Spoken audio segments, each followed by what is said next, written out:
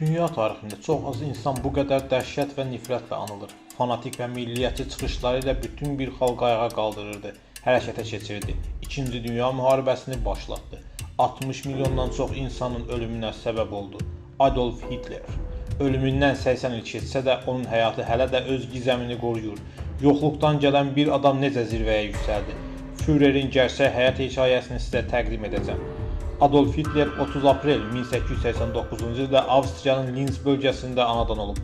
O, məktəb illərində sinif yoldaşlarından heç bir özəlliyi ilə fərqlənmirdi. Dərslərində çox da uğurlu bir şagird sayılmazdı. Şəkil çəkməyə meyli vardı. Lakin atası onu özü kimi dövlət məmuru görmək istəyirdi. Ona görə də gənc Adolfun rəsm çəkməsinə qarşı çıxırdı. Hitler 13 yaşında olarkən atası qəflətən dünyasını dəyişir. Beləcə gənc Adolfun rəssam olması üçün önü açılmışdı. 1907-ci ildə 18 yaşında gənc Hitler ölkənin paytaxtı Viyanaya üz tutur. O dövrdə Viyana Avropanın ən önəmli mədəniyyət mərkəzlərindən biri idi. Onun məqsədi Viyana Rəssamlıq Akademiyasına daxil olmaq idi. Lakin bu ali məktəbə daxil olmaq üçün çox çətin imtahanlardan keçmək lazım idi. Hitler imtahandan keçə bilmir. İllər sonra qələmə aldığı Mein Kampf, Mənim Mübarizəm kitabında o günü həyatının ən pis günü olduğunu yazacaqdı. Akademiyaya girə bilməməsi ona başqa insanlara qarşı nifrət yaratmağa başlayır. Bütün bunlara baxmayaraq Hitler Viyananı tərk etmir. Anasından qalan kiçik bir mirasla yaşamağa başlayır. Lakin tezliklə pulu qurtarır. Hətta yaşadığı evin kirayəsini belə verə bilmir. Bəzi gecələr parkda yatmağa məcbur olur. Gündəlik tələbatlarını qarşılamaq üçün rəsmlər çəkir və turistlərə satır. Hitler bu uğursuzluğuna görə özünü yox, digər insanları günahlandırırdı. O dövrdə Avropada iqtisadi böhran başlamışdı. Müxtəlif qəzetlərdə bu böhranın səbəbinin yəhudilər olduğu yazdırdı. Hitler də bu düşüncədə idi. Onun yəhudilərə qarşı nifrəti həmin illərdə başlamışdı. Hitler 24 yaşında idi və artıq həyatı məhv olmaq üzrə idi. Lakin baş verən bir hadisə onun bütün həyatını dəyişdirir. Birinci Dünya müharibəsi başlayır.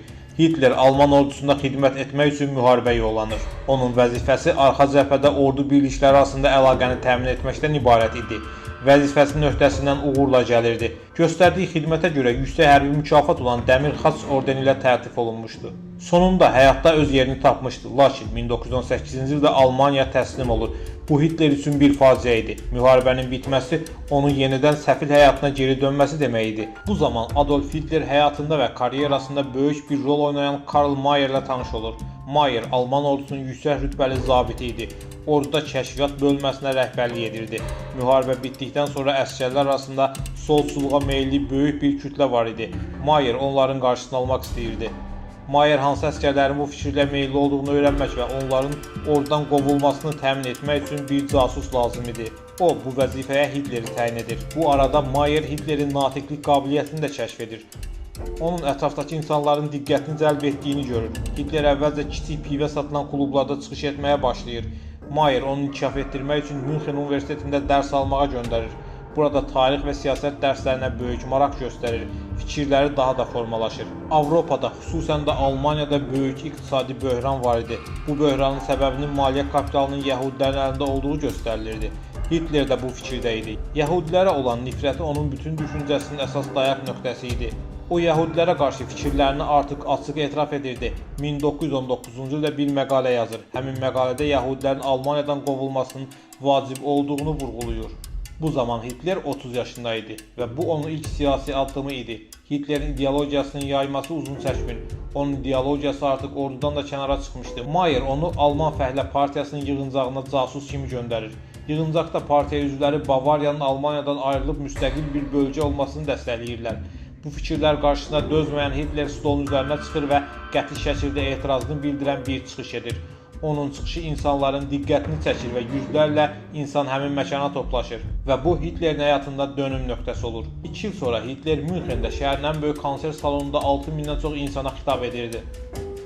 Artıq partiya daxilində bütün gücü ələ keçirən Hitler onun adını və loqosunu dəyişir.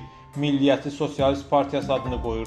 Özünü bütün Almaniyaya tanıtmağın vaxtı idi. İlk öncə partiyanın xüsusi geyim formasını və öz polis dəstəsini yaradır. Hitler özünü hər zamankindən daha güclü hiss edir və çevriliş planı hazırlayır. Münxendə bir iclas keçirən hökumət üzvlərinin bir qismini əsir götürür. Lakin daha yaxşı silahlara malik olan ordu və polis qüvvələri çevriliş planının qarşısını alırlar və Hitler həbs edilir. Həbsdə olarkən ona yeni bir enerji verən bir işlə məşğul olur. siyasi düşüncələrini əks etdirən bir kitab yazır. Mein Kampf, Mənim mübarizəm. Həbsdə olarkən strategiyasını dəyişir. Artıq dövlət ələ keçirmək üçün qanuni yolla mübarizə aparacaqdı. Seçkilər yolu ilə.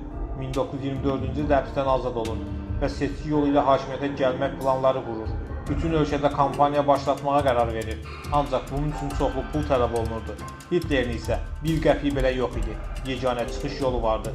Almaniyanın zəngin insanlarının dəstəyini almaq. Lakin varlı insanların Hitlerə münasibəti bir mənalı deyildi. Bu zaman onun köməyinə keçmiş döyüş dostu Hermann Göring çatır. Hermann bir müharibə qəhrəmanı idi və varlı insanlarla yaxın dostluqlar qurmuşdu. Hermann zənginləri inandırmağı bacarır və iqtidara gəldikdə onlara çox böyük imkanlar verəcəklərini vəd edir.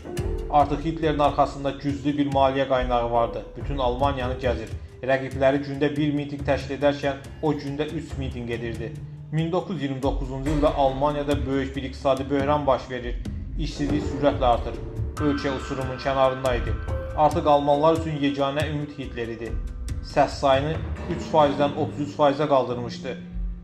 Artıq Almaniyanın ən böyük partiyasının rəhbəri idi. 1933-cü ildə Hitler istəyinə nail olur. Hökumət başçısı təyin edilir. Hitlerin bir məqsədi vardı: Almaniyanı qitədəki ən böyük güc halına gətirmək. Bunu edə bilmək üçün radikal qərarlar aldı. Ölkə böyük bir tikinti meydançasını xatırladırdı. Bütün fabriklərdə silah istehsalı vardı. Ordunun xam mala və yanacağa olan tələbatını ödəmək üçün böyük şirkətlərlə anlaşmalar əldə edirdi. Nəhayət 1939-cu ildə Alman ordusu döyüşə hazır idi. İldırım sürəti ilə Polşa, Belçika, Hollandiya, Lüksemburg və Fransa işğal edildi. Almanlar qarşısalınmaz görünürdü. Hitler bütün Avropa qitəsini ələ keçirmək istəyirdi. Bunun üçün işçi qüvvəsinə çox böyük ehtiyac vardı. Hərbəsirlər və yəhudilər kamplarda işləməyə başladı. Onlar ən ağır şəraitdə işləyirdilər.